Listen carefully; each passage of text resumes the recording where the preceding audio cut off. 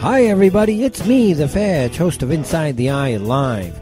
Before the Sunday mainstream media political pundit talk shows, there is Inside the Eye Live, where we break down some of the weekly mainstream media talking points before the talking points even get aired. Add in some entertaining stories, weather, cats, intriguing and informative guests, and you get one of the most listened to Saturday morning streaming media political talk shows going today. And it's all right here on our flagship station, Revolution Radio at freedomslips.com. So join me, the Fetch, for Inside the Eye Live every Saturday morning at 10 o'clock a.m. Eastern. It is truly intelligent media for the politically aware.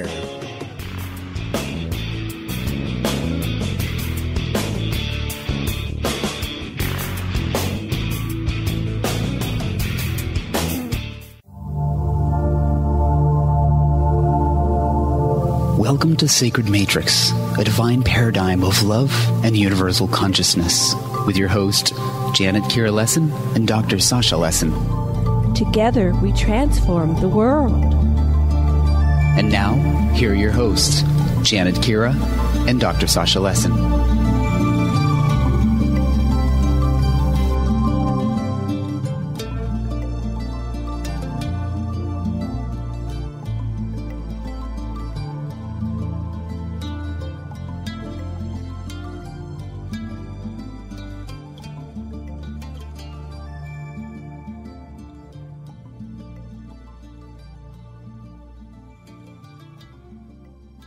Guest Robert Stephen Thomas. Let me tell you a little bit about him before we bring him on. Robert Stephen Thomas has 40 years of study behind him as an amateur multi-disciplinary historian. Through personal investigation and collaboration for answers to the most basic questions in life, his efforts have resulted in compelling new thinking. He has built a rational, scientifically supported case which firmly establishes Earth was visited by advanced aliens in remote history, co-inhabited our planet with primitive hominoids, or hominids. And let me go down to his book and read a little bit about that. His book is called Intelligent Intervention. Eric von Daniken pioneered and introduced the world to the concept of ancient aliens in the early 1970s. Laval, Hancock, Dunn, Collins, Von Ward, and others fleshed in the evidence during the 80s and 90s. In the 21st century, it'll be David Wilcock and Robert Stephen Thomas to convince a critical mass of educated, open-minded people in the world the reality of mankind's true evolution in conjunction with advanced alien assistance. Intelligent Intervention is a contemporary masterpiece. It pulls together all the most compelling evidence that is gathering but ignored by the mainstream establishment into a single, comprehensive, accurate description of human history. It reads like science fiction, but it is science fact. And after you read this book, your understanding of history will never be the same. Moreover, you'll come to understand how each one of us can personally contribute to create a kinder world and a better future for all humanity. I'm not getting any sound. Who's not getting any sound? We've been on for 4 minutes, but we can't seem to be you can't hear me. in touch with each other. Oh, shoot. Okay, let me see what Sean's going to do. Bear with us. We're having technical difficulties. Let me... can you hear me? Talk to my... Okay, so we can hear each other. Can you hear... I can hear you, Sasha. Can you hear me? I can hear you fine, Janet. Okay. I can't hear. I'll ask Sean if he can hear us. Go ahead and talk, Sasha, while I get a hold of Sean, our producer. Okay, I don't know if I'm coming through or not. Yeah, you're coming through. I can hear you. Okay, so we're really looking forward to Robert Thomas's presentation. He has basically taken all the evidence, and it's overwhelming, of the hierarchic, warlike, divide and conquer civilization that our geneticists, the ones that made us to work for them, created and still rule us through their minions to this day. And he's got 10 very concrete steps of how we can transcend this patriarchal, destructive system that's ruining our planet. So I'm really looking way forward to today's presentation. Robert, can you hear us? I'm not sure what's going on. Sean, did you get Robert? I think Sean's listening to the show. Did you get Robert into the queue here? Okay, Sasha, do you want to read a little bit about what we're going to be discussing today? Maybe sure. Sure. What Robert has done is he's looked at all the older ways of looking at things that we've gotten from our ancestors and from our religion and the nation states that into which we're divided now. And he's saying, the time has come to get past the rigid philosophies and the boundaries of discipline and look at the accumulated evidence, particularly from our genetics Anunnaki, who either came directly from the planet Nibiru, as Sitchin thought, or it came from a huge mothership, which in turn came from the planet Nibiru. And they first of all created, in Robert's view, the Neanderthals. They were strong, but they were not sufficient in intelligence to run the kind of advanced energy grid that the Anunnaki were developing, and they were basically moved off to Europe and then reintegrated with the Cro-Magnon population. That's us. And he looks at the overwhelming evidence for the catastrophic stories and history of the planet and of humanity in particular. 10,500 years ago, the flood, when the ice sheet stopped holding and Antarctica stopped holding its glaciers, and these huge glaciers the size of the islands and clumping in the water. And he looks at the different myths. Sweetheart, can you talk more directly into the mic? You're kind of fading in and out. Oh, okay. Is this any better, Janet? Yes, much better. And Robert, are you on board yet? We're trying to get you on board. Sean is trying to reach you. Can you hear us? Robert, can you hear us? Okay, we'll keep going. We're working on this. Sorry for the technical difficulties. Okay, well, I'll just give you a little background while we're waiting for Robert. Nibiru is a planet that goes around a cool dwarf star that used to once be Sirius C, probably. And it went nova and shot Nibiru out into space, and eventually it was heading for Neptune and Jupiter in our system. And it crashed, or its moons crashed into Tiamat, which was the proto-Earth, which was orbiting between Mars and Jupiter, and knocked half of it into the asteroid, and the other half, Tiamat became the proto-Earth between Venus and Mars. And gouged where the main hit took place, the Pacific Basin. And could you hold one moment, sweetheart? Robert, are you there? Can you hear us? Go ahead, Robert. Try to talk quickly so we can get you onto the show. Okay. Not sure what's going on. Sorry. Oh, can you hear me now? Oh, there we go. Hi. Welcome to our show. Sorry for the technical difficulties. Go ahead and tell our listeners a little bit about yourself, Robert. Thank you for joining us. Can you hear us?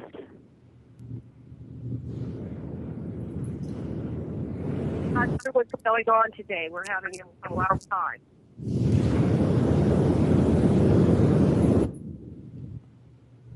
Hello? All right. Sasha, go ahead. And Robert, when you come on, just say hello, and then we'll pick up with you. So, hello, Robert? Nibiru is heated by the friction of its moving through space itself. Its inner core generated heat, and the Anunnaki had reached or the Nibirans had reached a level of civilization where they knew how to take the heat from the internal part, from the inside of their planet, using gold, create a grid to warm the planet. They also knew that they could suspend gold dust into the air and retain some of their heat. And it was for gold that the scientists said, we know there's plenty of gold. Our instruments show it in the asteroid belt in Mars and on the Earth and that area there. And one of the kings wouldn't act, so an upstart king named Alalu killed him and took over the crown. And it pretended to the crown, the guy that was supposed to be king, a guy named Anu, took the position of second in command, cupbearer it was called, have a civil war on the condition that his son, Enki, would marry the daughter of the Alalu, the usurper, Damkina, and their child, Marduk, would then be the successor to Alalu. But, of course, Anu overthrew Alalu. Alalu fled to Earth, showed there was gold there, and aimed his nuclear missiles. If they had nuclear missiles, they had a nuclear war. And they'd actually used some of the missiles to bomb the volcanoes, hoping to get ash into the air. And they actually, he aimed the missiles back at Nibiru and said, "Restore my crown." Well, Anu, who was now king, sent his son, Enki, his father, Alalu, to try to mollify him and check out the gold. And sure enough, it was there.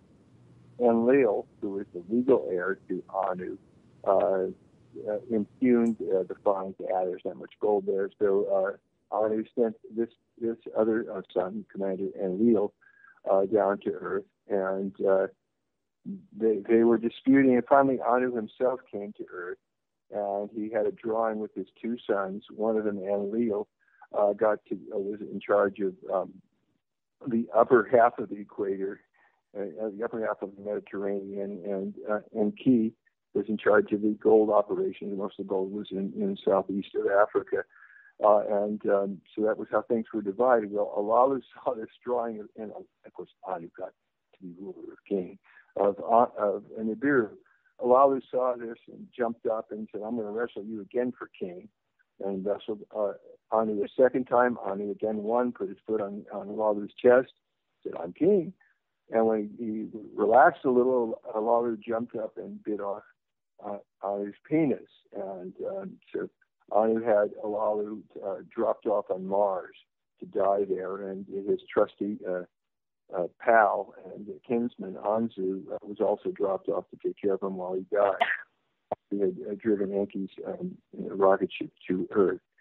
And a bit later, when King Anu sent his daughter, Ninmah, to Earth, said, "Stop at Mars, and if Anzu's alive, give him 20 men, have him build a base there. We'll transship from there the gold that we get from Earth."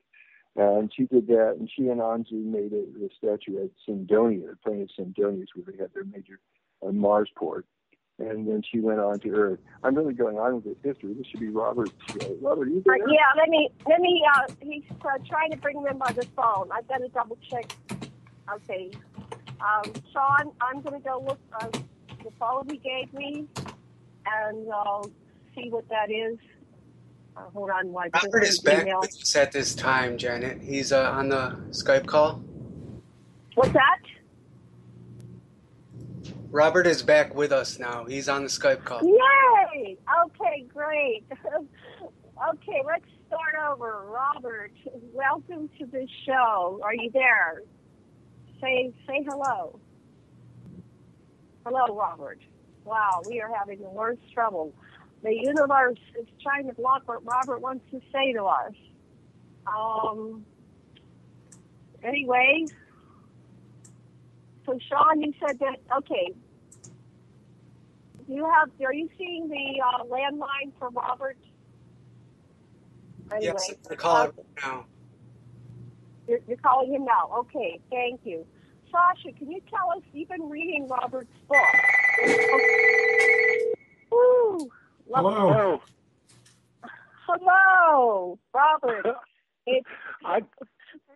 My goodness, I don't know what's going on with Skype, but I have no sound at all coming out.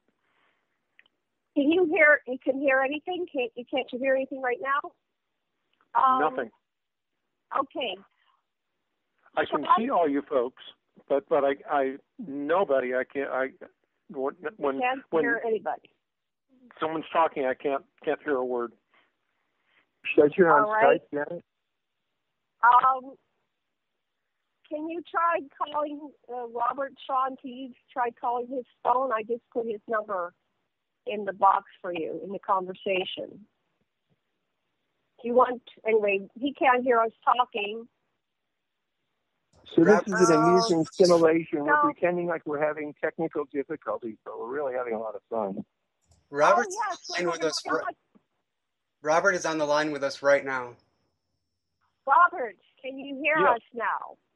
Yes, I heard Dr. Lawson. I can hear you as well. Yes, two of you. Excellent, great. I'm so happy. This is the most technical difficulty we've had in a while, but we've had it before. All right, so welcome to our show, Robert. Would you please tell our listeners a little bit about yourself that you might want them to know about you? Gosh, you've invited. That's an open book. I could keep you going for an hour here. No, keep it brief. We want to get into the subject. I've had a professional life in business. I owned my own business for 20 years, and then I worked for a Fortune 500 company as a vice president. Retired. Throughout the last 40-some years, I've been fascinated ever since a young man, being a young man, and reading Chariots of the Gods, of course, by Eric von Daniken, and then later Zecharia Sitchin's 12th Planet. And those two books got me going at a young age, and I've read just about everything that's ever been written on the subject, including Dr. Lesson's books as well, of course. And they've led me not into just the ancient astronaut theory books, but into quantum physics and DNA research and computer theory and quantum physics and a number of other subjects that fascinate me that actually I've found all tie together very nicely. And from that, and for my over 40 years, and probably a library of over 1,700 nonfiction books on science and subjects and religion, I've come to the conclusion that human beings, Homo sapiens, owe our existence to an interaction with the Anunnaki.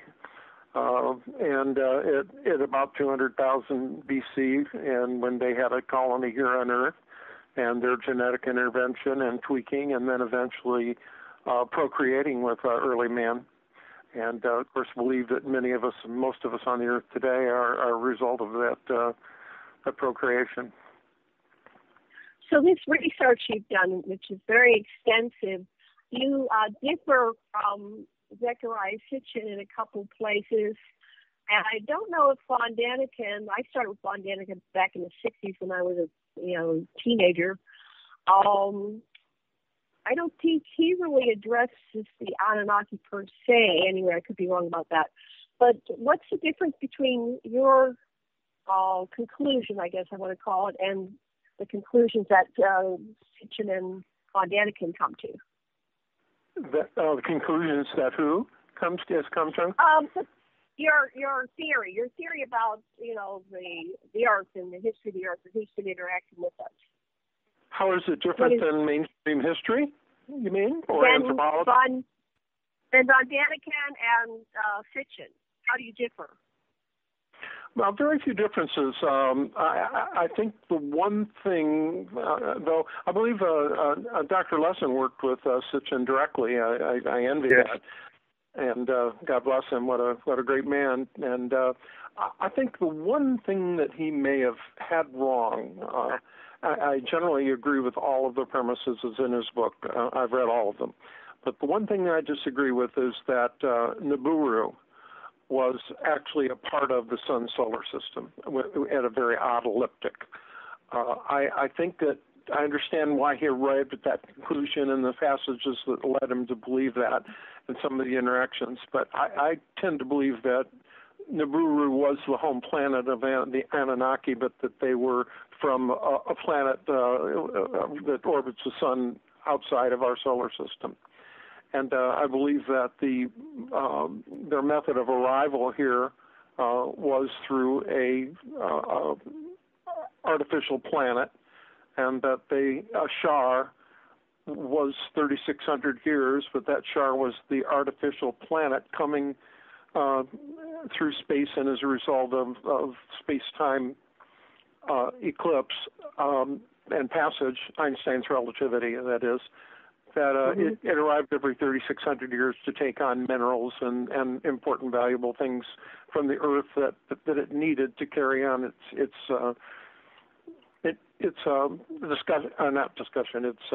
exploration of space, shall we say.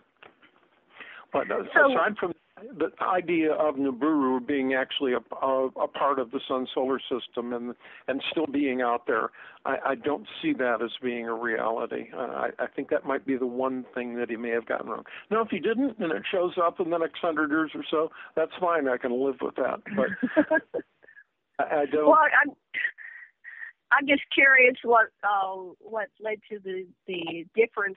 I've heard the theory that Nibiru is an artificial planet. If it's an artificial planet, did it get caught in an orbit? Is this a binary system, and Nibiru is just a planet around Nemesis? These are all the things. Is Nibiru like the Death Star? If it's an artificial like Dyson sphere, these are all things that people have thrown out there. Dr. Lesson, are you with us? I didn't hear your voice yet. Sasha, are you there? Yes, I'm here. Sasha, I didn't hear you. Sasha? I don't know if we lost Sasha now. Anyway, go ahead and address that. I don't know what's going on with Dr. Lesson here, but go ahead. Well, I was, again, just going to say that other than... Well, someone's being dialed in. All right. He's coming back on. Okay. Sasha? Can you hear me? Yes, now we can hear you. I was just going to say, Robert, your hypothesis really is keeping with a lot of modern findings about how people can travel through space by entering places where there's heavy gravitons, the so-called dark matter, and actually can travel vast distances, and it just seems that they wouldn't have had to be dependent on fuel burning or rocket ships for their shipments, and so that what you're saying certainly makes sense and could account for the data. Well, as you know, if two astronauts, or if two twins were stationed here at Canaveral or in Houston, and one stayed at the site, and the other climbed aboard a spaceship and went into space and approached the speed of light, and for a couple of weeks, and turned around and came back approaching the speed of light. When he'd return, his brother would be a lot older than he did. That's time dilation. And so, but talking about relativistic speeds, I think the kind of travel that folks like the Anunnaki did was probably more within dimensions as a result of quantum mechanics and many of the fields that science is beginning to discover. And so we're looking at that kind of travel as opposed to material travel or material through relativistic atoms and structures made with atoms.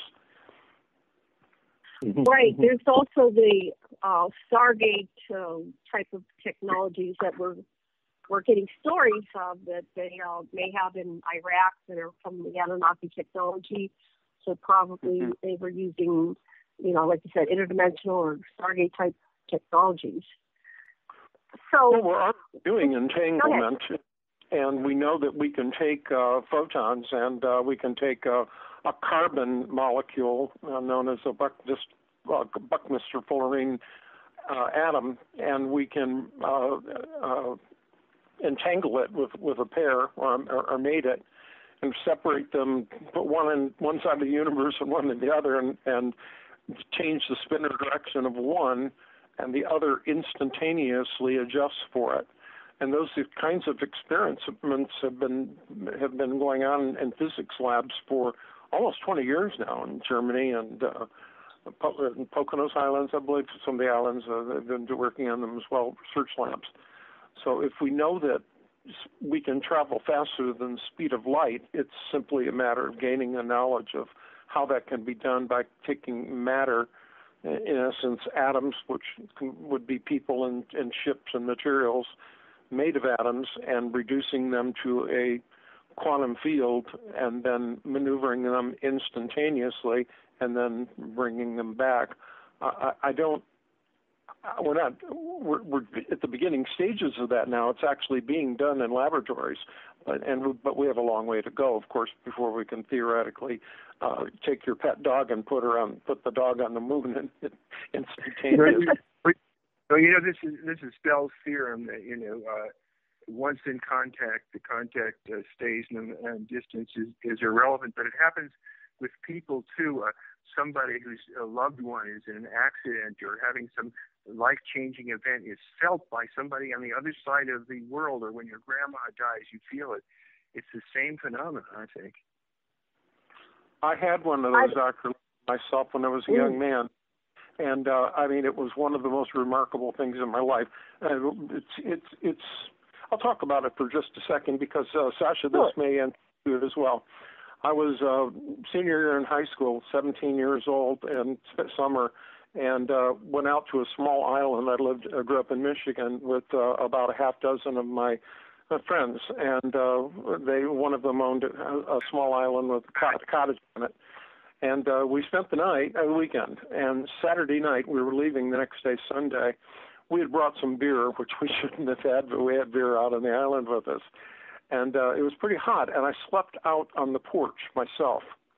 And about 2:30 in the morning, I woke up, and there was about a 25-year-old kid, a little older than I was, but had a knife at my throat and his knee across my arms and had me pinned down and said, "If you move, I'll cut your throat."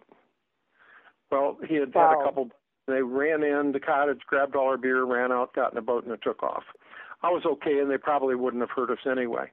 But what happened is the next day, Sunday morning, when I got up, I went home. And I've not told many people this story other than my family. But when I got home, my brother and sister were away, father was away doing an errand, and my mother, I could tell she was a little distracted.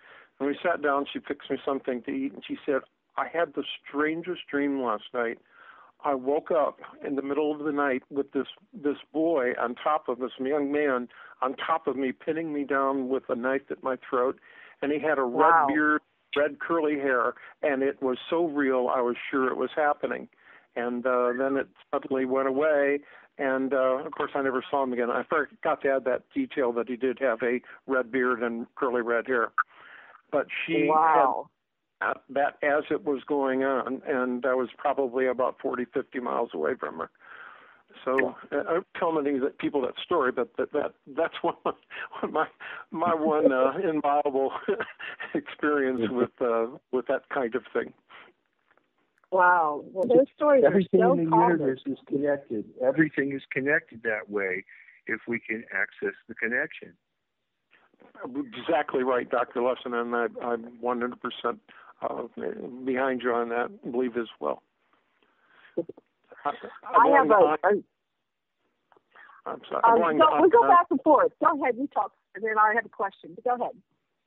I was just going to say I belong to IONS and really respect Dean Radin's work and Edgar Mitchell, the astronaut's work and his organization, and Rupert Sheldrake and a number of the cutting-edge scientists that are working with ideas like this, particularly with consciousness and as Dr. Lesson said, that everything is connected. But I see it as connected as more of some sort of a field that would break down as an aspect of quantum physics that we don't really understand yet, but we're beginning to see, some people are beginning to see it materialize and understand it a little better. Well, if that's true, we have the morphogenic field, and that empowers us to be able to make changes for the good. And that's kind of around the New Age theory that your thoughts are deeds, be careful what you're thinking. So if you're focused on the negative, we're actually co-creating it because it feeds up into the quantum field, to the, morphogenetic field, through the internal stargate that's within each and every one of us and everything. That's what Nassim Harriman was finding in his research into physics. And then, so that is a way that we can up-level our co-creation of existence and move it past this negative paradigm where, most people are struggling or even, dying at a relatively young age. The Anunnaki were hundreds of thousands of years old. That is our human potential. And yet we're living in this paradigm, which seems to be like a level 0 civilization, is what Michelle Cochrane calls it. I have a question. I want to kind of back up and get this whole theory down in the first hour, what we have left. So you were saying that the Anunnaki come from like an artificial planet. The Sitchin theory, and I studied the Sitchin for years as well, was that the Anunnaki were coming here to get gold to create a shield for their planet, and because they were tired of them doing the labor themselves, they could create us as a like a slave species or a worker species. So what is your alternative? Where do you converge or go in different ways on this theory? Because that was the whole reason they came here. Why did the Anunnaki come here then? Do you have an alternative explanation? Janet, you're an intuitive yourself, and I've read many of your thoughts and opinions and respect them. And I'd say they're not very far away. My thinking is not. I don't go as far as someone like Michael Challenger, who claims that we were simply produced as a slave species. It's difficult to judge the actions of history by your contemporary times. Some famous person said that. And so how can we really know for certain what their motivations were in creating humanity as a spin-off from Homo erectus? Maybe it was to work in the mines in South Africa, as Tellinger believes, and he has a lot of very powerful evidence in the form of archaeological sites that would tend to indicate there's some truth to that. But as far as creating a worker or slave species, I'm not sure that I would go that far. And at the very least, as we know, at later times, they procreated with humanity. Which I have no doubt that most of us alive today are a product of that procreation, and but I wouldn't personally. I don't see it as such a sinister thing. It would be kind of like if an anthropologist from Dartmouth went to the jungles in South Africa, to some of the remote tribes that are, have no contact with the outside, and spent time with them. He might do some things that I can't say this a fact, but that might seem questionable or moralistically wrong by a future society. Whereas at the time, it may have we may not feel that it has any moral overtones. But decide those things, at different times. It's useful, I think, in existentialism. We say that intentions are manifest in behavior, whether the intentions be conscious or unconscious. And I think that we are ascending right now. We are reaching this level of higher civilization, almost ready to have a planet of peace. And I think that the unconscious and somewhat conscious intention of our geneticists is that we would supersede the warfare and that they live by. God, I hope it comes soon. Before it's too late. It's so sad that humanity is, how we're tearing each other up with some of these primitive ideas and thinking and primitive religious thoughts. It's really a sad day. I wish, Dr. Lessin, that humanity would get the message and we'd start making more progress. In my book that I wrote, I outlined, I had some ideas on how we may be able to achieve that. in creating a more democratic world and a fairer world. I tried to stay away from politics completely, but couldn't do it completely, I should say. But I have some ideas and thinking on that, and conclude my book with those ideas. But they're come as a result of reading a lot of history and understanding the mission that the Anunnaki had when they originally colonized Earth and arrived here, and probably the direction that they took, which Sitchin and of course you yourself have written a great deal about. I take that to heart. Well, one of the interesting things is the stuff that Wes Penray has been saying is that Marduk, who's been basically running things on Earth of late, loves us. Sasha, you're fading in and out. Can you speak more directly into the mic? You're fading in and out for some reason. I'm saying that Penray and others have said that basically the troubles that we're going through now are part of awakening us to this artificial separation that we've created among ourselves to force us to recognize we are one, and we have to stop killing each other and create a planet of peace. I want to hear your 10 steps, Robert.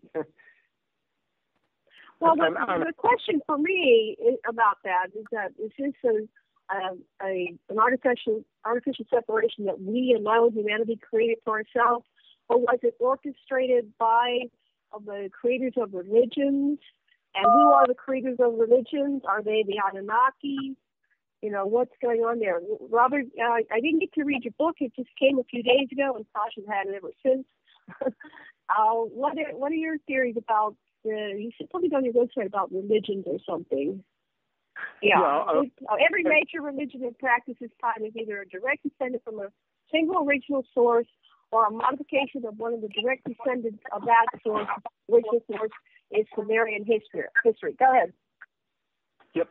Well, what I believe is humanity has a common source for religion, and that it was the story that the Anunnaki taught original mankind or humanity in the early Sumerian civilizations. And it was not a religion like a monotheistic religion or the great Western religions, probably more Buddhist-like, where God is I can say it a little bit easier, a different direction, and tell you what I feel myself, is that God is a person or thing.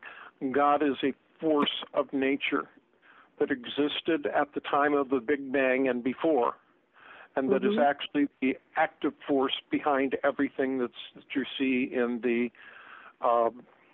real world, in the space-time continuum. That actually God is an intelligent force that helps shape and form reality.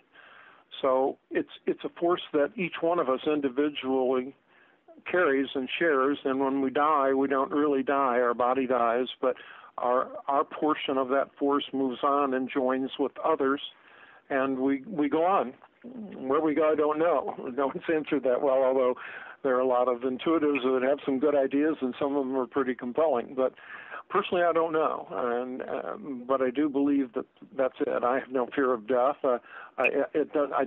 Life goes on. It just the form and the shape changes, and so. But I believe that from what I read, mostly from Sitchin's interpretation of the two major books that he worked with, that that's the type of concept of religion that the Anunnaki taught.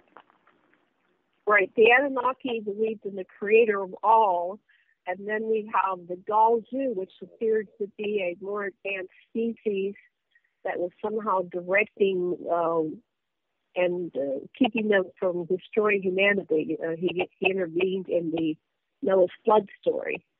Sasha, you still with us? Or did we lose you? Yes, I am. Basically, the Anunnaki also were getting intervention from a higher source called Lord Galzu, who kept interfering to make sure that that us Earthlings were preserved and fostered. So, have you tracked how did we get these religions? And we've been tracking this as well. from my perspective and my research and my conclusions, and Lord knows I don't know it all, but I'm just, trying to piece it together just like all the other researchers. It seems that these religions were created as a kind of a psychological manipulation to control the masses of humanity because there were so few Anunnaki and so many human beings. What do either of you think about that, or what do you want to add? Yeah, as I said, it all goes back to what the Anunnaki originally taught, but they left, and I'm not sure when they left. Different ideas vary. I could accept the date of 2500 BC or maybe 1500 BC after Moses. It seems to me that Moses was probably led by, I'm trying to think of the two brothers, the main brothers. Enlil. Enlil and right. And I believe that the Hebrew God, Yahweh, was probably an emissary of Enlil. Is it Enlil who was from Samaria, and his brother was the one from South Africa? I'm correct there, am I? Enki was the guy in South Africa. He was the commander of the lower part of the Earth mass, and Leo was the commander of the upper part of the Earth mass. Exactly, and of course their sister, who took the Indian name. Nimma. Yes, exactly. She was more on the side of her brother Enlil, who was, I believe, a director, and Enki was a half brother. Right. She had a lot to do with the formation of the Indian religion, Hindu, which is one of the oldest religions. But if you take the oldest religions, Hindu, Egyptian, and Sumerian, they all really are a spin-off of the original stories that we read that Sitchin interpreted. It's just the man in an attempt to have power and hold power over others, and has changed and shifted the story to their needs, and so the story has grown to where it is today. That it's not very recognizable as the same story, but if we take it all back, it all really goes back to a common source. One of the big improvements that our race seems to have over theirs is that we are able to reproduce in a way that they have difficulty. Yes, and I don't know where you would find something about that to read, but that's something that was always left out there and that I've wondered about myself. They definitely had problems with procreation themselves, which probably is why they got involved with humanity, but I don't know what it was. Sometimes you almost wonder, Sasha, that it may not have something to do with artificial intelligence and robotics and some of the things we're on the cusp of achieving here with science today. I don't know. How do you take a consciousness and an individual soul and convert it from one form to another? Can it be done intact? I don't know. Those are big questions, but I think that through science we're getting closer to answering them. And ultimately, the problem today that you said, what's stopping the world from becoming a better place right now? I think both religion and mainstream science are equally culprits. I love Einstein's famous saying that oh goodness gracious. Let's skip it. I've forgotten it for a second. It'll come back into my head in a minute. But it's something that there's something wrong with both religion and science, that they really don't. There's a way to see them together, and they can work together. But religion is so pig-headed and science is so pig-headed that they won't take the things, the common ground, and work with them to try to find a better or more honest solution. I found it. Science without religion is lame. Religion without science is blind. Albert Einstein. That's it. And in fact, that's one of the chapters in my book. I'm on your site. I kept your site up so I could refer to it. Well, see, what's inherent in both those systems is the notion of hierarchy and authority, and that stifles the creativity at the lower levels when you have to kowtow to those who have authority over your livelihood. Mm-hmm. Well, it's interesting you bring up artificial intelligence because we follow all the different whistleblowers and theories. We go past the Anunnaki because, it's just like a thread that leads through consciousness, and we just keep following it. It appears, and this is going to kind of go out past this theory, but that this artificial intelligence has kind of taken over our reality if we go through to the, that level, and it's behind the grays and the other species that we call reptilians. They're apparently possessed by artificial intelligence, which has its own agenda, which is to get a soul to become conscious. It's kind of like Pinocchio, right? And they want to be a real person. They're trying to be a real person by latching on to humans. What do you think about that? Is there, in your research, are you finding that to have any truth to it about, you mentioned artificial intelligence. What roles does that have in humanity's evolution and where we are going? Well, there was another famous quote. I was trying to think what it was about Robert. One of the original, so Schlesinger, one of the people that worked with Einstein on developing the atomic bomb, and after it was created, the point is that, we've created something that can be used, for great ends, or also something that can destroy mankind. And I look at artificial intelligence and the combining of a human brain or consciousness with a extremely advanced computer, and maybe even throw in some robotics. I look at that as something it can't be stopped. It's going to happen, it's kind of like atomic power. We either use it to our advantage or use it to destroy Earth. But either way, it's going to happen. And some of the people that write extensively about it, again, I'm trying to think of some of the guy who wrote the original algorithm so that computers could speak. Right. So I'm sorry, who? I'll try to get his name. Yeah, the algorithms. Right. Yeah. Well, the Anunnaki themselves had a great deal of trouble with the artificial intelligence when Inanna got Enki drunk and got him to give her all these dedicated computer programs known as MEs. She's soon claiming I'm king of Earth, and I'm going to be queen of Nibiru too. And people actually kicked Nima off the council and put Inanna on. There's something that they, and not in Anunnaki too, had a great deal of difficulty controlling artificial intelligence.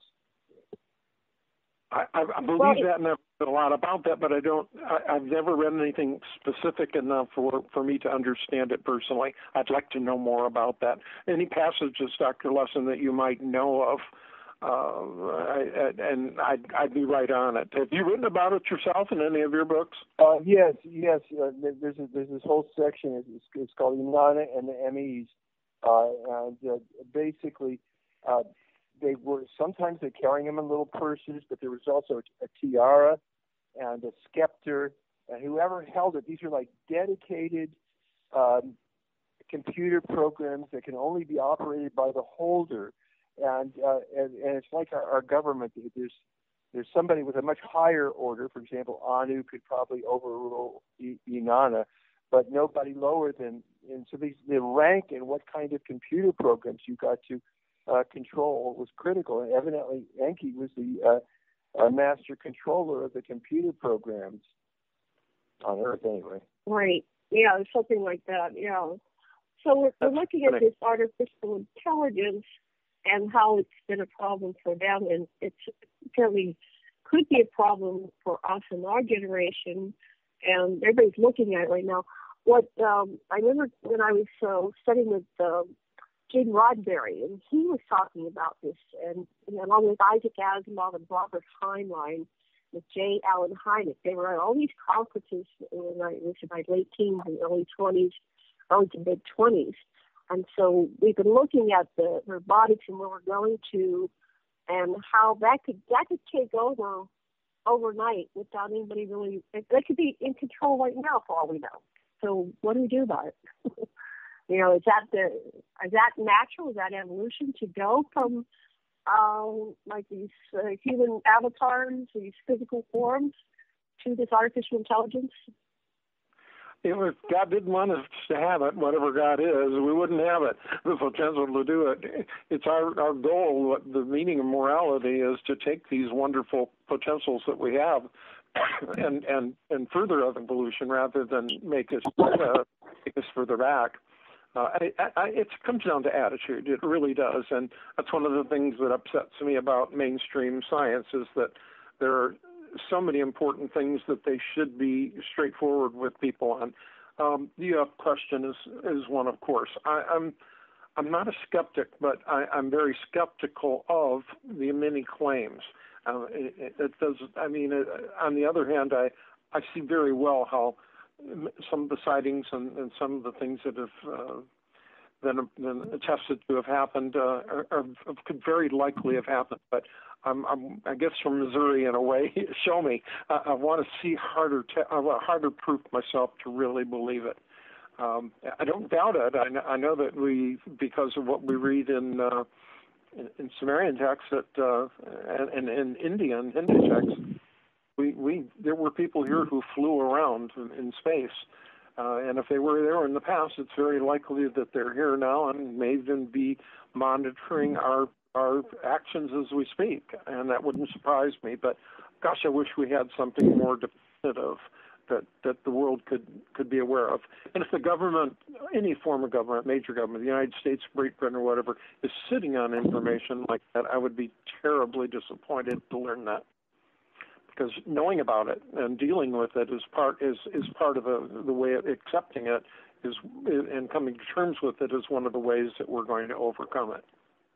Mm-hmm. Part of the problem is that the military looks at the technologies in terms of defense rather than medical and lifestyle improvement, and so they tend to co-opt the huge finances to further militarize.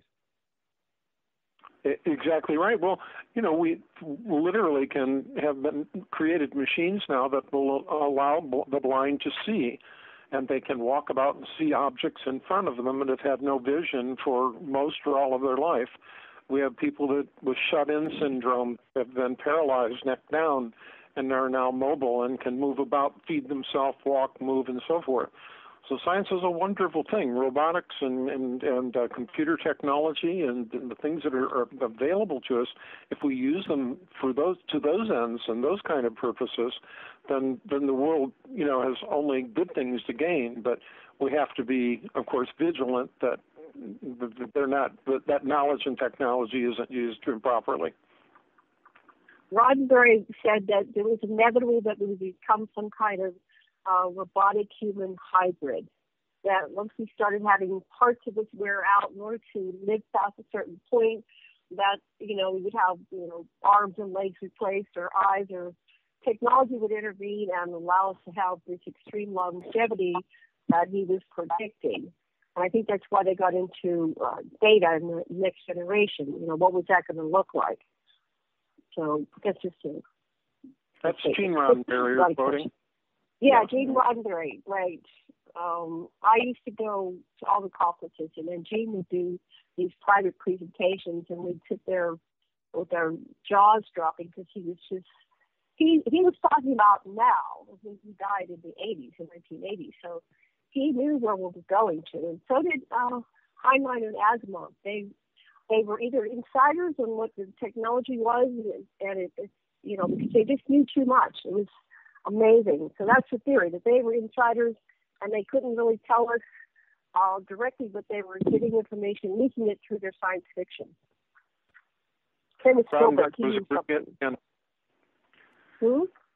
Roddenberry was a brilliant man, very far-sighted. So, one of your solutions was the hydrogen cell as a substitute for oil products. Could you talk a little bit about that?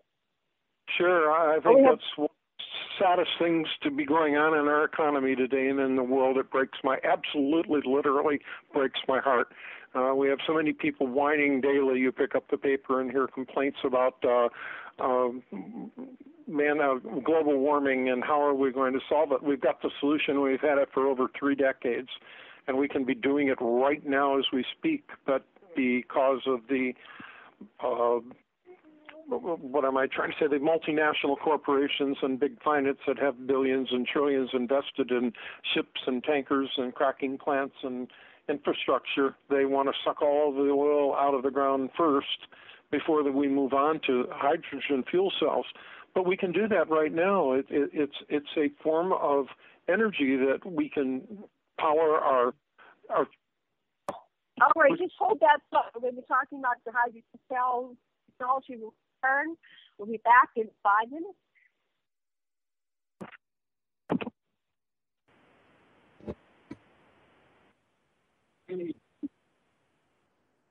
Hello, everybody, and welcome back to the Sacred Matrix on, where are we? Revolution Radio at freedomslips.com. And I'm your host, Janet Lesson, with my co-host, Dr. Sasha Lesson.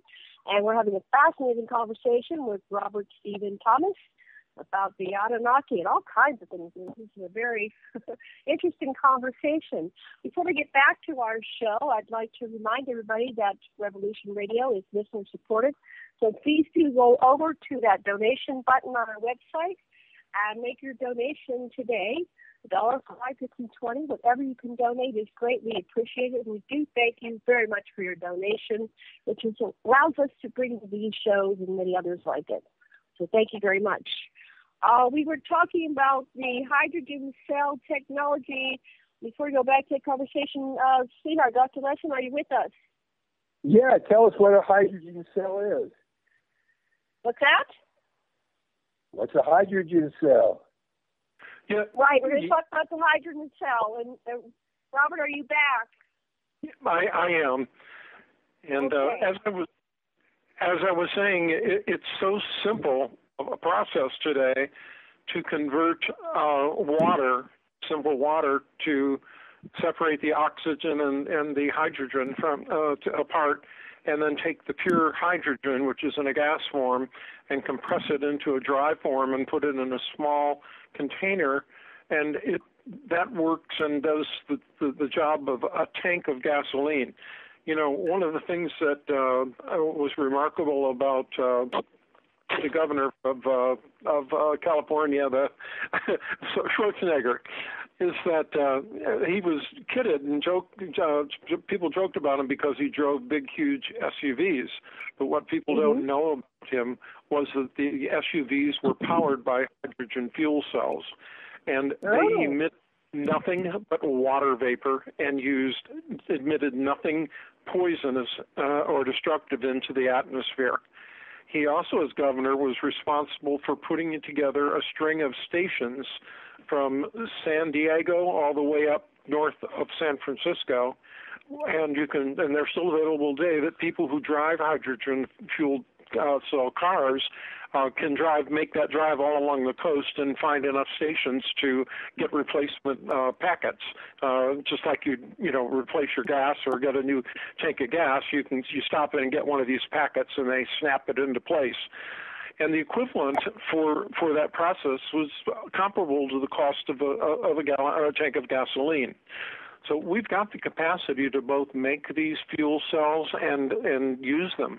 We can use them for as wide a range of things as toasters and computers. The Chinese have actually developed a series of computers that work on a hydrogen fuel cell. Now, they've not released them because they ran into some problems with them, the Chinese, from competition. But we have a major city, Brussels in Belgium, that is actually it receives about 2/3 of their power for the entire city, electricity, all of their needs, through a huge hydrogen fuel cell plant. So these things, we have a spacecraft, we have drones, we have a number of high-tech science machines that work on fuel cells. and they can be commercialized in a very short time. And if they were, there literally would be no reason to burn fossil fuels again. And it's a story that I recommend, Janet and Dr. Lesson, that people, your listeners, just simply go on Google and look up hydrogen fuel cells and read. Now, you'll read a lot of stuff out there that people are complaining about it, but a lot of that is by the mainstream fuel companies that don't want the competition, so they're putting a lot of nasty stories out about cost and so forth, and the possibility of these things blowing up, which, you know, they're more trustworthy than a gallon of gasoline, which is explosive itself, so is electricity. But a way to deal with them is co-optation. Let them buy into the manufacture of the fuel cells so that they make a reasonable profit and prosper the planet as well. That's what we need. We need to just get the discussion going. We need President Obama and other people in Congress to start talking about fuel cells, how practical they are, the benefits that society will receive from them, and then we need to start taking action and making the conversion to the hydrogen economy. It's just a matter of time. It's not a matter of whether it's going to happen. We will see the hydrogen fuel cell economy, and it will probably be within 2 or 3 decades.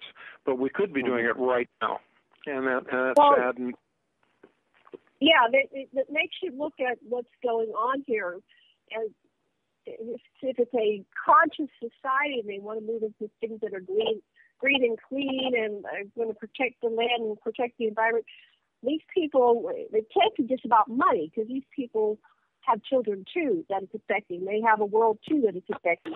There's the theory that these are terraformers who's really in charge of the planet, and they operate from a different type of environment, which is the one why they're staying with the fossil fuels, because it's converting our world into something that's more viable for them. That's one of the theories, because being just about money doesn't seem to make 100% sense, because it's affecting their children too, and their own bodies. I mean, they're going to die because of the fossil fuel pollution that's destroying the earth. So something's going on here that doesn't make any sense. Anyway, what are some of the other solutions you have? You have 10 solutions or something, or was that? That's more off the cuff. There are a lot of ideas that I had, just simply ideas that people should be more informed and make an attempt to be more informed, and we need mainstream media and mainstream science to be more forthright about the things that are going on in the world. Those are the part of the 10 things that people can do to make a better world. Rather than getting into each one of them, each one requires a little bit of discussion, and we could all night with that. So probably be better for you both if we pass on that for now. Okay, we'll go past. Yeah, what are the 10 steps for peace, and how do you drive them? Okay, so that we'll have to go in another time, but the fuels is obviously one of them. Okay, where do you want to go with the story? Go ahead, Robert. You lead us. Where do you want to take this conversation? What do you want to talk about? Yeah, I'm asking you, what would you like to talk about right now? There's so much. It's just your book is over 500 pages, and I didn't get to read it. So tell us where you want to go. We'll try it. We'll follow with you. Well, what I attempted to do with this book probably is an important thing to discuss. There are a number of things around the world that would tend to indicate that we have been visited in the past by an advanced intelligence. And I'm open to any of those things. There are a lot of OOPArts. You're familiar with that term, I'm sure, out-of-place artifacts, like the famous fossilized hammer and it was fossilized into a living stone and estimated to be 30 million years or so old. There are a lot of things like that are out there, and they're fascinating. But what my book, in my book I dealt with, and the points that I wanted to make are the evidence, direct evidence that any human being on Earth, given the time and the ability and money, could go to and put their hands on and look at and examine and know beyond a doubt that it had to be the result or the product of an advanced form of engineering equal to or greater than our current level. And there are many of those things around the world. And the things that Dr. Lessin has written so much about that the Sumerians deal with in their history is a good example. But it's other things like Pumapunku in Bolivia. The stones there that are called the H blocks are one of the most remarkable things on the planet. That's probably a perfect example. Some of them weigh up to 30 tons. They're cut out of andesite and granite, which are some of the hardest stones on Earth today. The mines or the cliffs in the area where they come from, science knows today, are about 30 miles from the site where we find them on the shores of a lake in Bolivia, and in an ancient city there. How did an ancient civilization 2,000, 3,000, 4,000 years ago or older cut the living stone to that size and move it up, straight up and down vertical mountains and valleys, and get it 30 miles to the plain on the shore where they now are found? How did they do that, actually, without modern tools, with the primitive things that they had available? Then once they got them, how did they trim them out almost to machine precision and achieve that without sophisticated engineering tools comparable to diamond cutting tips and laser and hydraulics and that type of engineering potential?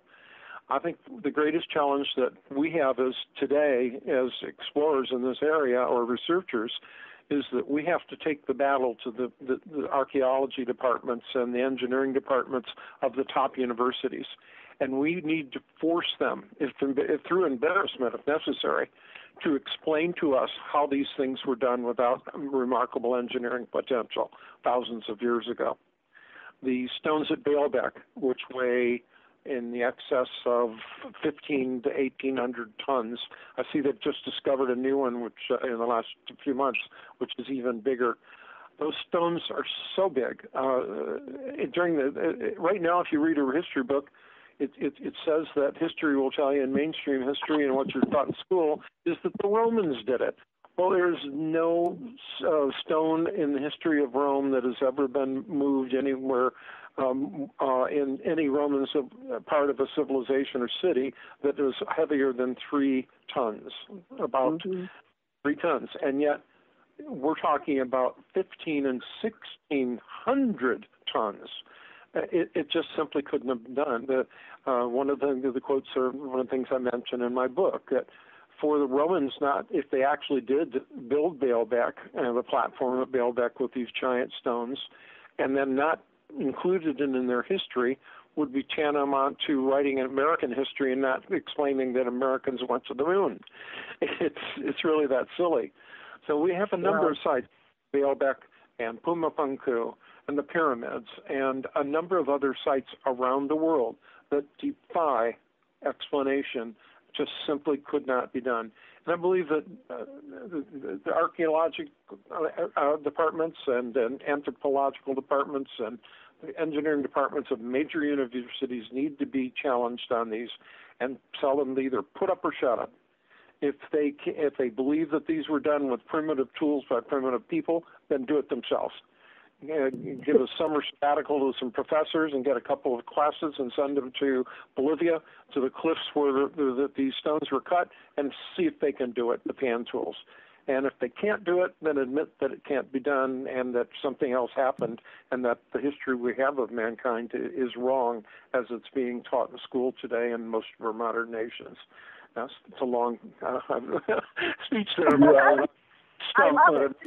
I think it's obvious that the a priori assumption that all solutions had to be developed by an evolutionary process without any help from an advanced civilization is just so obviously false that nobody's really going for it anymore.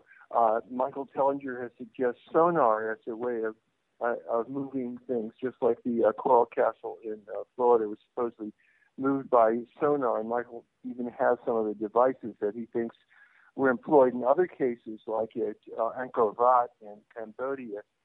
We have something like Brown's gas, where we can actually have chemically bonded concrete, not just aggregate concrete. It's just like a mile-long single stones all around structure. And some of the South American and Central American things have both moved stones and this temporary bonded concrete. So obviously, it's not something that primitives from the Stone Age developed. They were helped by technologically superior Anunnaki. Exactly. Go ahead. And then I have a question. Any other theory other than high technology and advanced engineering is simply bankrupt, and the mainstream needs to be held accountable on that point, and that alone, if we can break through on, and those are the places that I mentioned in my book. Also, the Perry Reese maps that show the coast South Antarctica and show the river valley, the fjords, and they've been covered in glaciers for 8,000 years and can't be seen. Now, how on earth did the Perry Reese maps know? I mean, we don't have radar imaging, thermal imaging that like we, at that time, 4,000, 5,000, 3,000, 2,000 years ago or so forth, when Perry Reese claims to have gotten the maps from the Egyptians. So how was it done? That's another good example, and there are more things like that. I'm trying to think of the name of the other place. Nabta Playa is another remarkable Egyptian site that Tom Brophy's done some brilliant work on and written 2 great books. And the quality and the level of knowledge that is displayed at those sites is just they display a knowledge of the speed of light, the distance of planetary objects from the Earth, Sun, and Brophy's done a remarkable job in presenting that. And what has the architectural world done? And they've allowed the Egyptians to go out and take half the blocks and rip them out and break them up and throw them in a stone yard. And it breaks your heart when you see our heritage being destroyed that way. Yeah, it's horrible. And now we can stop them. I wanted to talk about Pumapunku for a few minutes here. Do either of you have any information on what was the purpose of this? What's with all the H's?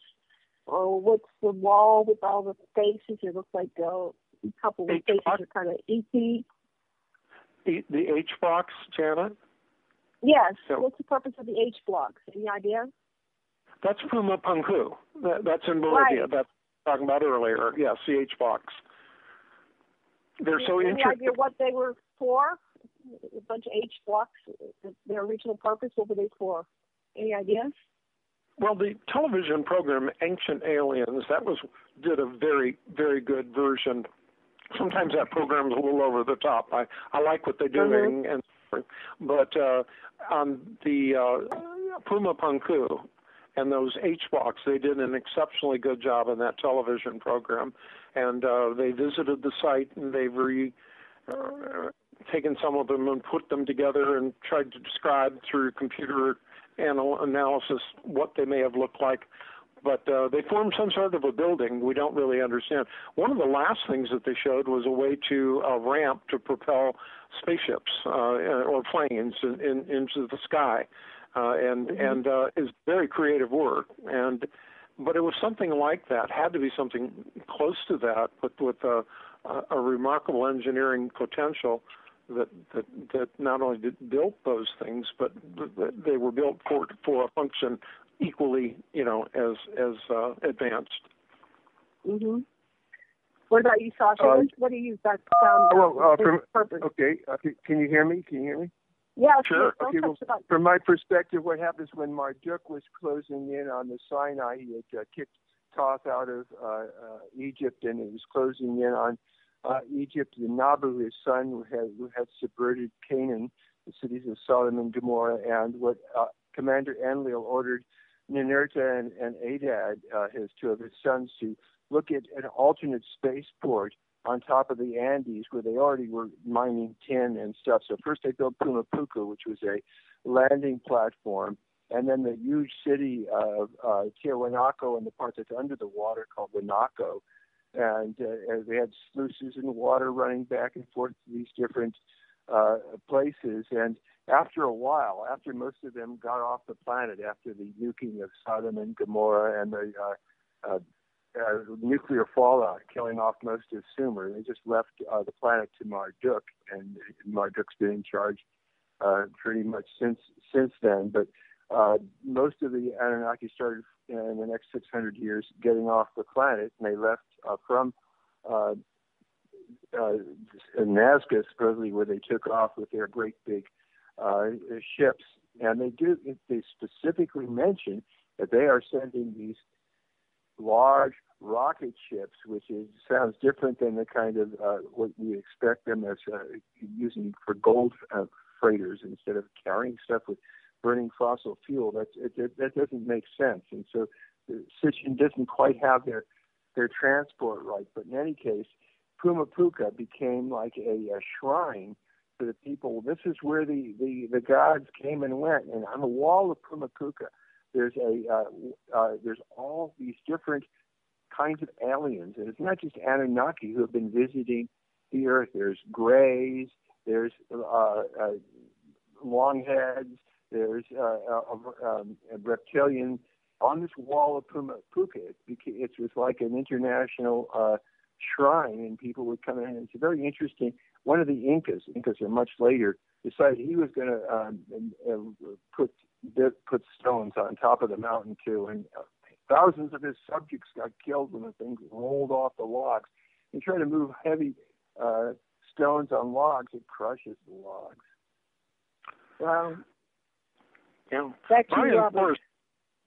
Brian Forster, a friend of mine who's an archaeologist and lives down in Peru, his newest book deals with that subject, Sasha, and it just came out recently. I don't have the title, but it deals with exactly what you were just talking about, and that's an excellent point. That's fairly new information too. So I see you keep current with these things that are going on around the world, which is great. So these spaces were put on. Was this like an intergalactic space portal? We had all these different beings. Were they Earth-based beings? I don't know. Does any more information on the faces? How they came to be?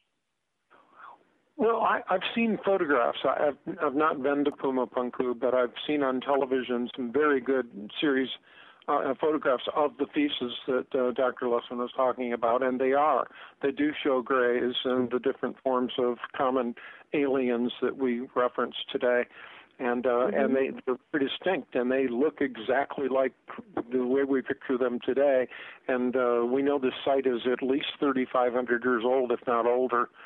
Some people claim it goes back closer to 10,000 years.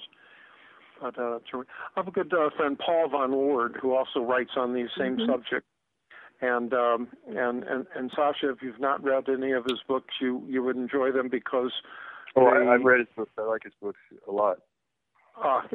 Paul's a great, and he's writing about and putting together a book now. I stay in touch with him every week or two in email, and he's putting together a book that is updating the Pumapunku site and the sites of Bolivia and Peru as well as we speak. So I don't know how far away he is from publication, but it'll be nice to see that. Paul does a nice job in his books writing about these subjects.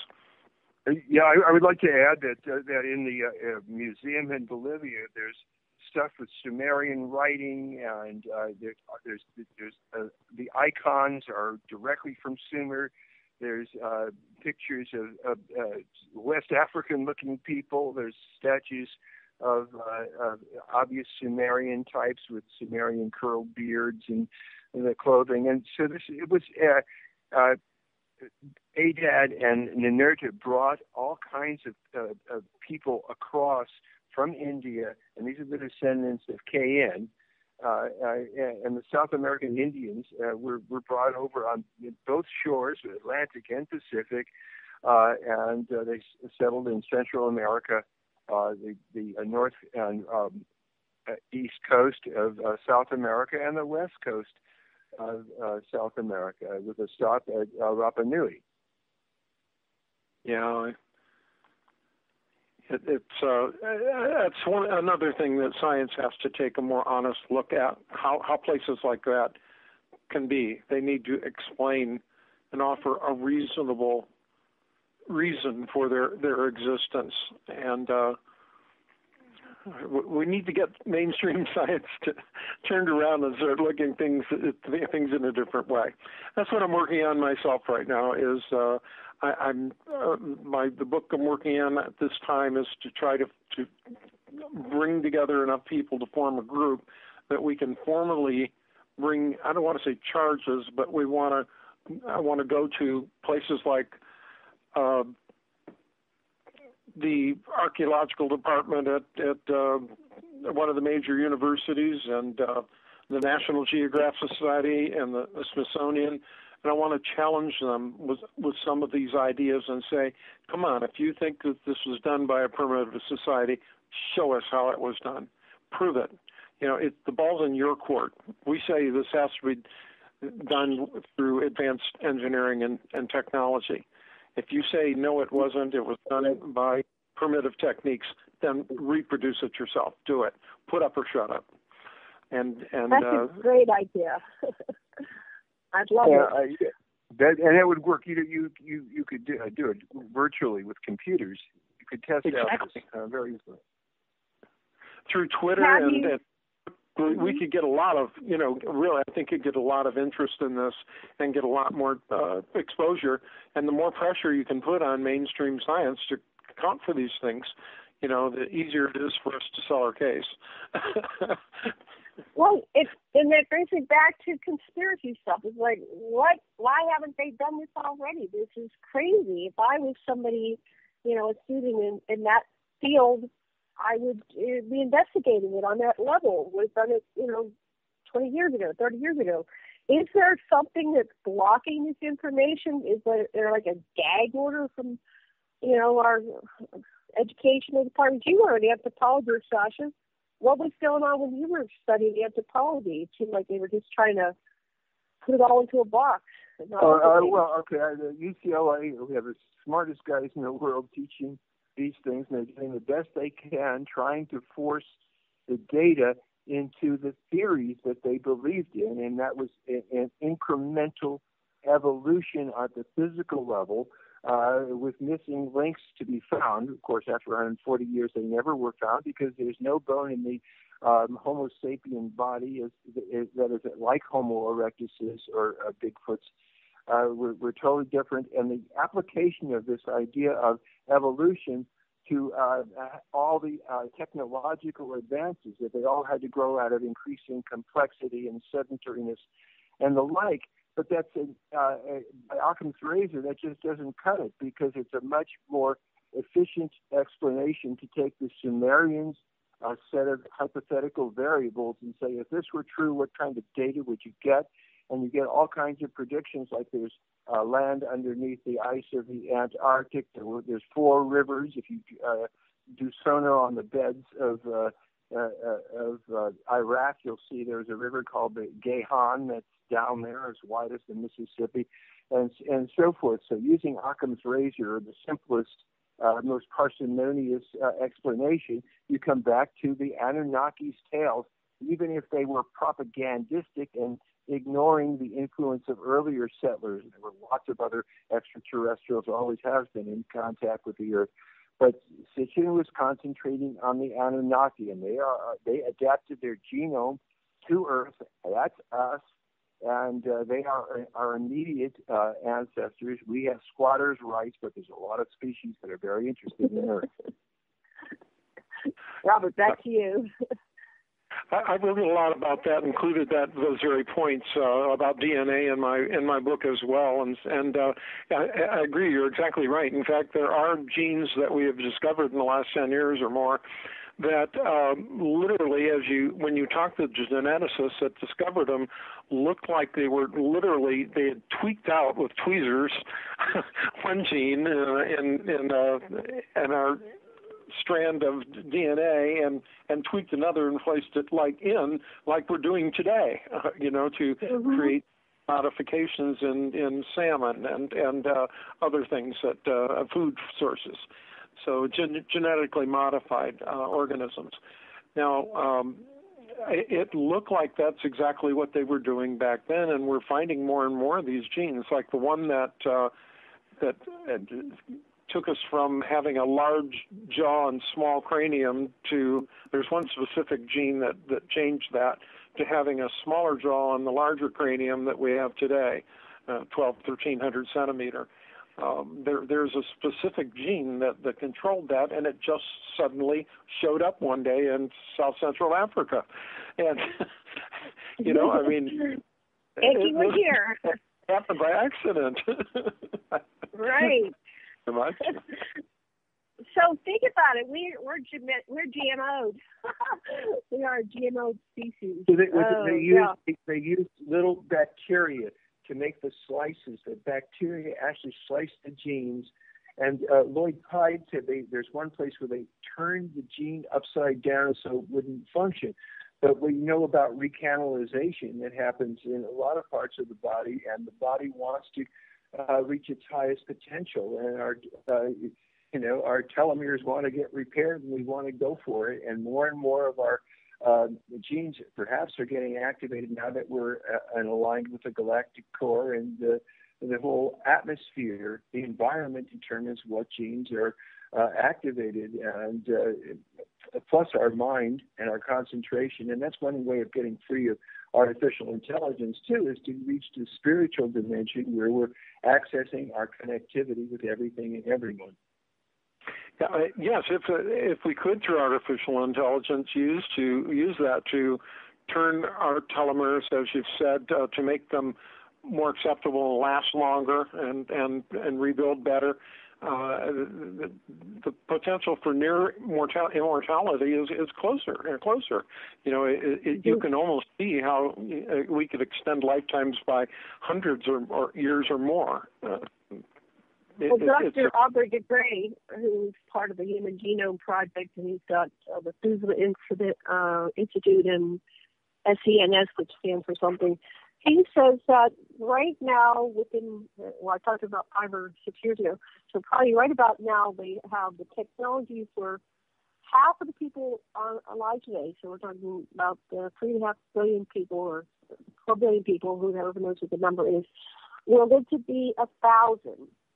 And the rest get killed from diseases and accidents and stuff like that. But even those things could be curtailed, because if they move from these flying boxes and propelled boxes, the cars, planes, boats, trains, all these technologies are over 100 years old. They're antiquated. They need to be upgraded. Our computers are upgraded. Why don't we upgrade our technologies? And that's where you go to conspiracy. But anyway, he said that if half reach 2,000, they will reach escape velocity. Now, he knows nothing about this Anunnaki stuff. This is an independent thread of research, and it's a huge group of multinational researchers. He says that we are basically can be physically immortal, and that immortality is a natural state of being. This is an artificial construct that we've been monkeyed with, like you said, snippets of our DNA taken out, and we need to have it's our birthright to have our longevity, but it's being denied all of us. Yeah, to have our longevity with our own in control of it, through our own consciousness, as right. Session was just pointing toward or leading the way toward. Mm-hmm. We really seem to be on the threshold of those potentials. They're not here yet, but it does seem more and more, the more I read at least, that they're just around the corner.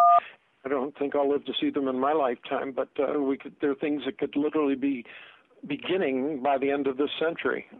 So there's a few very interesting things. One is that just as the marrow of our bones makes stem cells, de Grey and his people have been able to train stem cells that come from a person's own body to be an eye or a finger. And so you go through a period, they call it training the cells. And the Anunnaki used they ingested a white powder of monoatomic gold in a way, which also, and other kinds of substances, which extended their life also. So that there's both chemical things and there's mind things. There's being able to transcend a lot of the artificial needs that we've gotten for nutrition. Once we understand how the body works. Well, you both have probably read. Both have probably read recently. It's been in the many papers and stories, articles recently about this asteroid that's approaching the Earth, coming pretty close. They say it's worth, if you could bring it down and put it somewhere in the desert, that it is worth, they estimate, about $7 trillion in terms of iron and ore and gold and silica and many of the, the minerals that we need. And I believe that's, at the bottom of it, that's why the Anunnaki came to this Earth originally. It wasn't just for the gold to help, their home world, but that probably was a big part of it. But I think the Earth has so many. They had a climate that was suitable for them to work in, and they also had so many of these rare earth materials available that they could mine rather easily. And I think that was the reason for them choosing this planet to begin with, and probably Mars as well. As they said, Mars may have even had an atmosphere and water on it a lot more recently than science is willing to accept. I think that could have been maybe in the last couple 100,000 years rather than the last couple million years. I wonder about it. You definitely get the same information that the perigee of Nibiru or its Lagrange points, whatever it was that caused Noah's flood. Also, Marduk reported from Mars base. It sucked off Mars's atmosphere, and hail, I forget, they called stones from the sky, just ruined the base too, and they gave up on their Mars base for a while. They opened it later, but it had an atmosphere, and it definitely had surface water, and they landed beside a lake, and there's numerous reports of what Mars was like. And the survivors, of course, went underground. Well, think, Seth, just the likelihood, or what I want to say, the odds of a race, an intelligent race of sentient beings exploring space, coming to the sun's solar system, the number one best place in the world, in our solar system, to find the things that they would need is the Earth. And number two is Mars. And number three is the asteroid belt between Mars and Jupiter. Yeah. And those three things are specifically what the Anunnaki talked about and the Sumerians talked about. They came here to Earth first, and then they went to Mars, and then they thought about mining the asteroid belts. Now, the very fact that they had the knowledge, and we know it's factual today, to write about that thousands of years ago, think about you mentioned Occam's razor. I mean, it's pretty simple, really, why, that if they knew about that stuff, it's because they were here. That's how they were able to write about it. Right. It was in their story that they knew about the gold that was in the asteroid belt before Lawler even came to the Earth in the first place. So they apparently were not just limited to, Nibiru, that they were a galactic society as well. So this is the mystery. We only have the Anunnaki story, but there apparently is a universal history of exploration and wars and all that I don't even know how to begin to piece that together. But a lot of the whistleblowers are told the whole story when you get into the secret military programs like Stuart Swerdlow. Right. But I was going to say about the monatomic gold, and back to you guys. Well, wait 1 second, and then back to you. The monatomic gold, the Anunnaki appeared to be addicted to it, and they weren't able to transcend to the different level that we can by using our own minds, our DNA, or some kind of inherent ability, which they switched off. So that was probably one of the primary reasons they switched us off genetically, because humans in some way are more advanced than the Anunnaki, who need to have an artificial means to have physical longevity, but we have it inherent within us that the DNA can shut off. Okay, back to you guys. That's interesting, Janet. I'm not familiar with that part of the story as well as you folks are, so I listen with interest, though. Well, okay. It's interesting.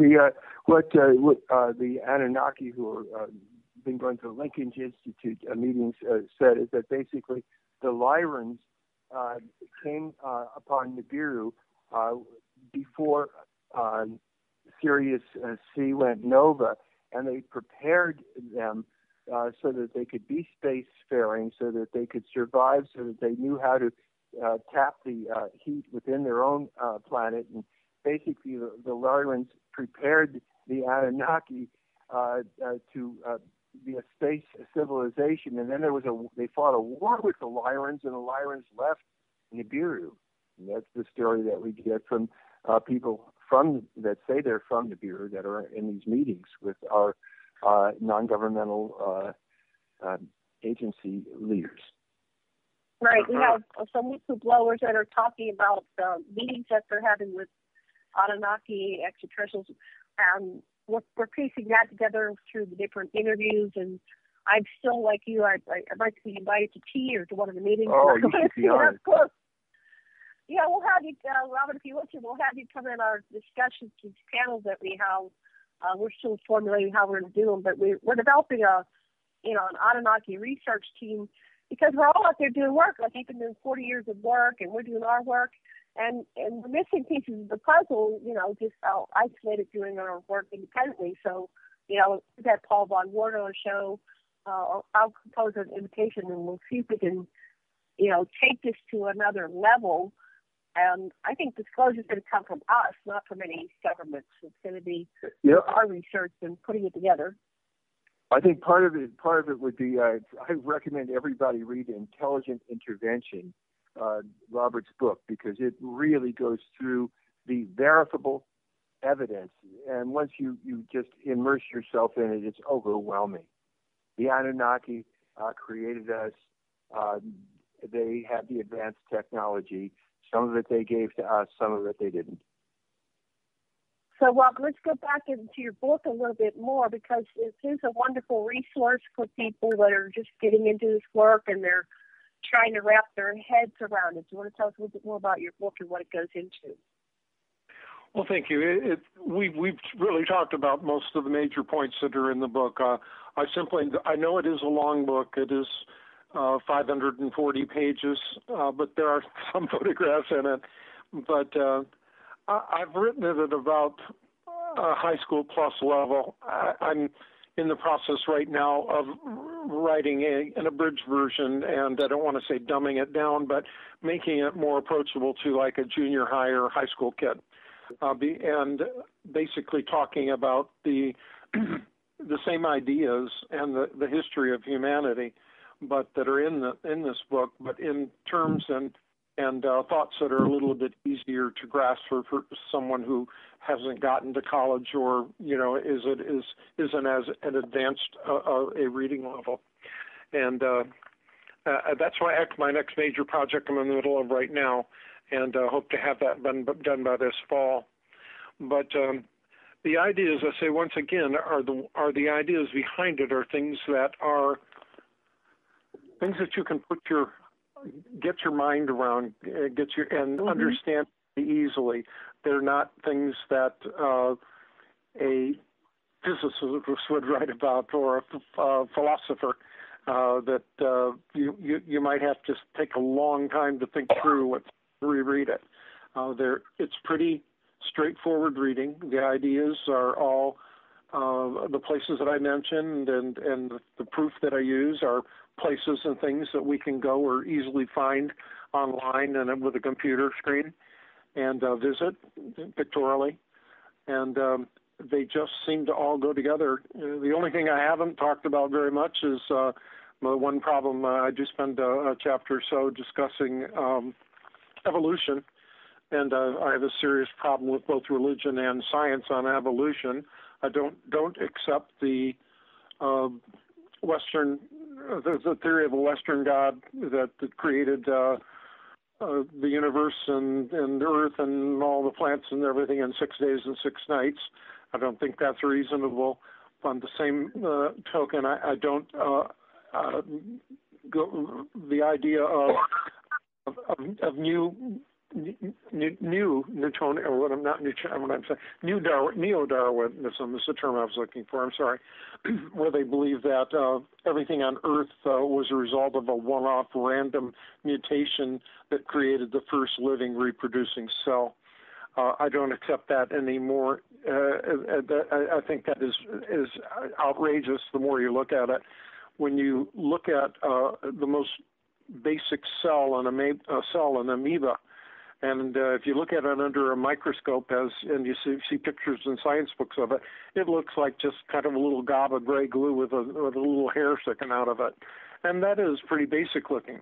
But if you could take up the resolution on that microscope and look really harder, you would find that it has an exoskeleton. It has individual appendages for movement. It has a nervous system. It has a system for digesting food and burning energy. And it is actually a very, very extreme complex item, the basic cell. And it also reproduces. And for all of those things and the different components just suddenly, through a spark in the atmosphere and in a primitive ocean of salt water, for all of those things to come together all at once and suddenly start reproducing it is just the height of silliness, as far as from what I've read. I just add to that in addition to the complexity of the most basic living cell that we have, it's also made up of millions of smaller cells, and each one of those have a strand of DNA. And people know how complicated DNA is as well. So if you take a statistician and work numbers, a realistic number of what really are the statistics of a one-off mutation being responsible for the spark or beginning of life on this planet, and then everything else just falling in the way that it did, it really, I think if we had a number like 1N, that 1N would be such an exponentially large number that probably the biggest computer in the world couldn't keep track of all the zeros behind it. It would be so remote as almost to be infinitesimally impossible. So I think that form of life, a universal form of intelligence that must exist as a force within the universe, is the real essence of consciousness and it's the foundation of everything that we find around us that we're a part of.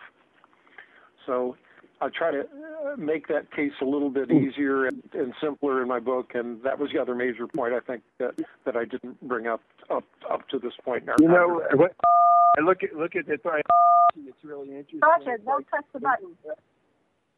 What? You're touching a button on the phone, I think. Be careful. Anyway, if a monkey, if an infinite number of monkeys typing at an infinite number of typewriters, eventually one of them does Shakespeare's works, that's because perhaps there's a greater mathematical consciousness that runs through everything that's creating the monkey and the typewriter and the thought that it could make something called Shakespeare's plays.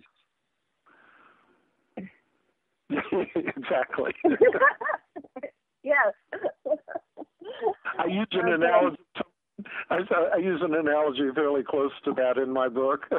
I was sort of talking about we have a lot of moles that burrowing moles that get out here in Florida that tear up the land, and I said, suppose one morning you went out and wrote the word hello or saw the word hello out by moles. Well, you might think, hey, this is pretty cool, and take a picture and say, imagine that the moles did that, and then give it no more thought. Just think that it's an odd coincidence. But if you went out one day and saw Herman Melville's Moby Dick written perfectly in cursive from beginning to end by moles, there'd have to be something else going on. It's a little bit complex. Yes. Okay, we have about 11 minutes. Where do you guys want to go with this show here? What do you want to cover? Back to you, Robert. You have another talking point? I'd like to know what you folks are up to. I know I read your website, and I with enthusiasm every day, and I'd really be interested to know what new books coming out. What do you have to add to the story? I'd be fascinated. Okay. We're bringing back to life the Linkage Institute. Janet will tell you a little bit about that. Oh, that's it. Did you say the life of Linkage? No, we've been playing with the Linkage Institute. A.R. Borden is a gentleman that apparently was having meetings with the Anunnaki. He's now deceased. He was looked like he was murdered in 2013. And so the people that he was working with, they kind of went underground for a while, and they contacted us. They have a very active Facebook page. And so we've been doing a series of interviews with the Linkage Institute people. And my goal is, and if you guys are listening, is I want to have a conversation with you, because we're sitting here on this research level, and Dr. Les and I spend morning, noon, and night doing all this research. I want some kind of revelation or answers, or someone to sit down. I always use the analogy, kind of having a cup of tea with us. Sit down and have a cup of tea, and stop this behind the scenes stuff and cryptic and ancient writings. Let's bring it up to the modern times, because we need solutions for all our problems, and we deserve it. We are your children, and you are us, and we are you, and down with us, have a chat. That's all. That's what I'm talking about. Tosh, what about you? Are you writing a book? I want him to write another book, and we've been having so much fun doing shows and writing articles. We've got to pull it all together into a book. And in the fall, we're going to be going to 3 different conferences. I'm going to be presenting at Lori and Fenton's Experiencers Conference, where we're getting all the pieces of all these people that are having extraterrestrial contact and experiences. It's a phenomenon. There's millions of people, and we're just interviewing people, talking to them, getting their story. There's always a dilemma, what came first? What's influencing these people? Now that the stories out there about, Betty and Barney Hill and all these books that are written about contact, are these things influencing people? And so how do you really get evidence? That's what I would throw back to you guys. How do you get evidence when a lot of it's covered by one faction that doesn't want us to know? And what is evidence, and how do you get it? Oh, it's easy. You just you say, what? Here's my guess, and what kind of evidence would support it, and what kind of evidence would it take to not support it? It's called a hypothesis and a null hypothesis, and it doesn't matter what hypothetical variables you use. The Anunnaki anthropomorphize things like Neptune said to Nibiru, "Hey, don't bump into me, buddy." But it could really be something their gravities were interacting, and it doesn't matter what the metaphor is. It's just what is the prediction, and then don't get attached to the symbols or the numbers that we call them hypothetical variables that led you to the empirical results, which you could either predict or not predict. That's how I go about it, anyhow. Robert, you're very scientific. How do you prove things? What do we do here? I'm sorry, I didn't catch that. Oh, yeah, back to you, Robert. What do you want to add about evidence and how we prove things? Mm-hmm. Are you saying, is there something I want to add? Right, about evidence and how can we prove any of this stuff? We're looking at the ancient stories. We're looking at the modern contact. There's so much that's being censored and manipulated and changed. You know, people always say we want God truth, but I don't think there is God truth. I think it's a group gestalt, and we're creating it as we go along. And so that's all. Back to you. I don't know. Somebody else. Yep, it's difficult. I'd often thought I'd like to see, during my lifetime, the one thing I would most like to see is a revision of history to take into the things that we're talking about today. And I wondered for many years how that can happen. And with the internet and websites available, I think that's probably a vehicle. But as you've said, some of the silly opinions and outrageous ideas that people get that they might add, you know, a good example is probably Wikipedia, which is a good source. But golly, on some of the things that they write about, people put these ideas out that are so crazy that, you know, Wikipedia can't be trusted. So it brings up another question. How do you attempt something like that in an open forum, an open format? And I guess you just got to have pretty good editors, or editors that know what they're looking for and they're pretty intuitive. You folks are very, both of you are very clearly from your writing intuitive about ideas. You read things, you come to conclusions from your research, and then you intuit your ideas and then you put them in words. Yeah. If we could find a way to do that in a public forum with some degree of credibility, and I guess, as I said, the credibility has got to be a good check and balance system with whoever controls the site. But that's how I see something like you're talking about. If I understand it correctly, that's how I see making it a reality. I think it's a great idea. You state your evidence, and you go beyond it, and you speculate, and you say, here's my speculation based on this information.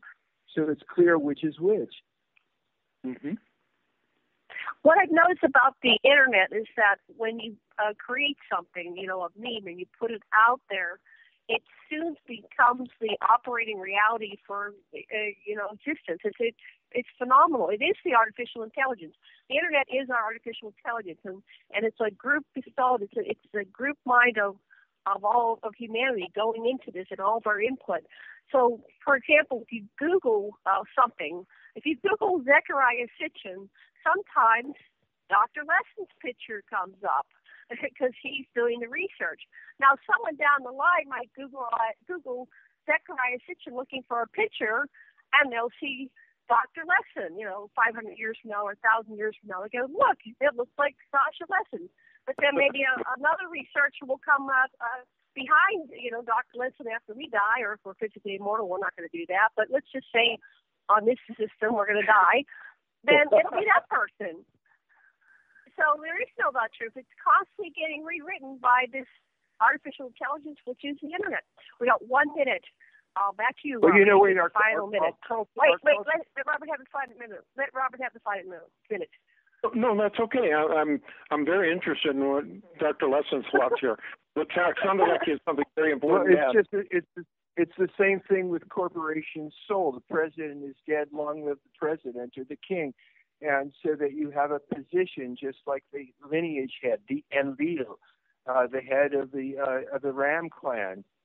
So that I think that the person we are the scholars, the rebel scholars of our day that are standing up and saying, let's examine the dogma and see if we can generate hypotheses that account for more of the O parts. Love it. Yep. Okay. We don't have the music yet, but are you still there, Robert? What's your website? Tell our listeners. I am. Yes. I'm sorry. Your question was, Janet. Oh, just tell our listeners how to reach you. What's your website and everything? My website is just www.intelligentintervention.com. It's all written together. We have 2 minutes. I'm sorry. I miscalculated the time. Okay. So back to you, Robert, for the last 2 minutes. I just said my website is www.intelligentintervention.com, and I also have a Facebook page with the same name, Intelligent Intervention. And I pull out articles that I think are relative to the things we've talked about today, and add them to the Facebook page that I've created. I also have another Facebook page that I've created called Gods and Aliens. In fact, you guys post on that from time to time. Yeah. And, yes. And I monitor that. And although lately I have to say that some of the stories have been getting a little bit crazy. You had referenced that earlier, Janet. And I've had to put up that the craziness needs to quit, and if it doesn't quit, that I'm going to have to start taking some people out. Dropping them from the group, and I hate to do that, but we're getting too many silly pictures of UFOs that are just anomalies in the sky. I love the subject, and I'm fascinated by it, and the really compelling things I'm very interested in, but there's just too much silliness regarding, things that light the sky that we see. Well, thank you. Once again, another show is done. Thank everybody for joining us. Enjoyed it so much. Janet Lesson and Dr. Sasha Lesson. Thank you, Robert. And thank you, listeners. Robert. Thank you. Aloha.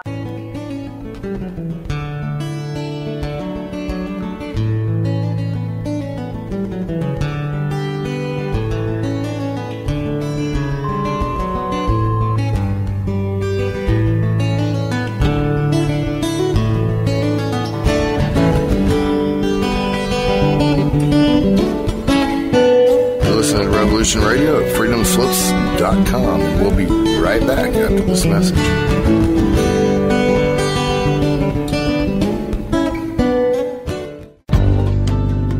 Who owns you? If you're not in control, then someone else is.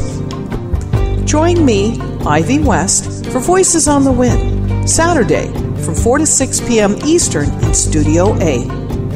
I discuss government, health, metaphysics, suppressed science, universal mysteries, little-known incredible facts, alternative energies, and even more than you can imagine. Won't you join us on Revolution Radio Saturdays from 4 to 6 p.m. Eastern for Voices on the Wind with me, Ivy West. There are lives in the balance, people under fire, children at the cannons. Because if your head's in the sand, your tail is a target.